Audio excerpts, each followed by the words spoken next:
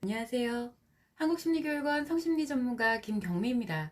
오늘은 섹스를 좋아하는 여성과 섹스를 싫어하는 여성에 대해 근본적인 원인, 그리고 주의할 점을 한번 알아보도록 하겠습니다.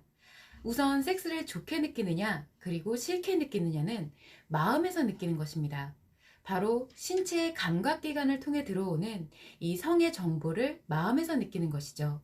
먼저 본론으로 들어가기에 앞서서 한 가지 주의하실 점이 있습니다. 섹스를 좋아한다고 해서 성욕이 강하다는 것을 이야기하는 것이 아닙니다. 이 성욕이 강한 여성은 계속 섹스 생각이 나고, 그리고 섹스를 하고 싶어 하는 욕구를 가지게 됩니다.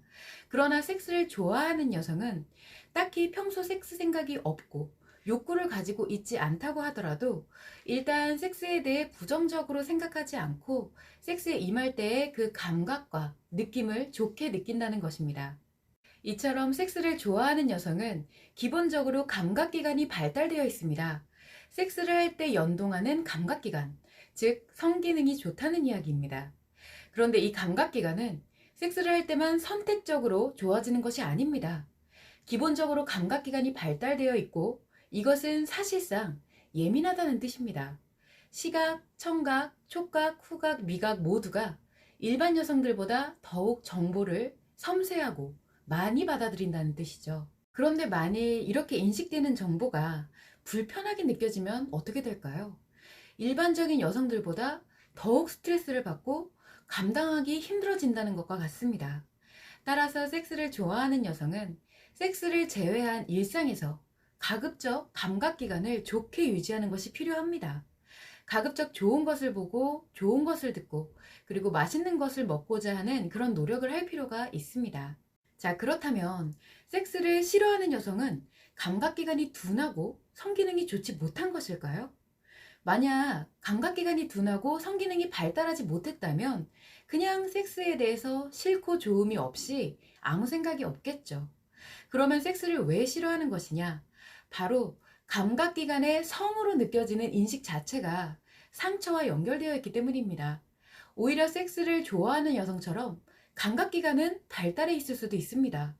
그러나 그렇게 예민하게 받아들이는 성의 정보가 상처랑 연결이 돼서 좋게 느껴지는 것이 아니라 불쾌감으로 느껴지는 것입니다.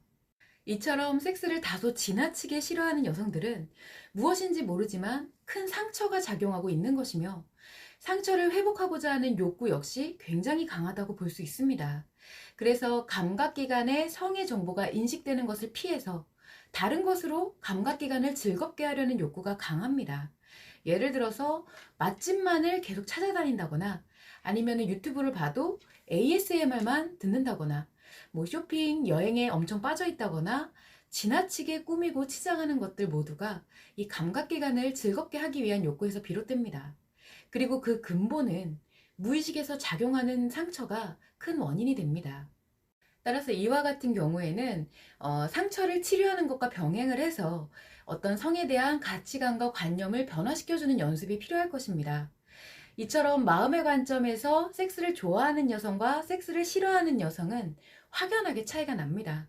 이때 성욕은 감각기관의 문제가 아니기 때문에 섹스에 좋고 싫음과는 성욕을 연관시켜서 생각해서는 안 된다는 점 참고하시면 좋을 것 같습니다.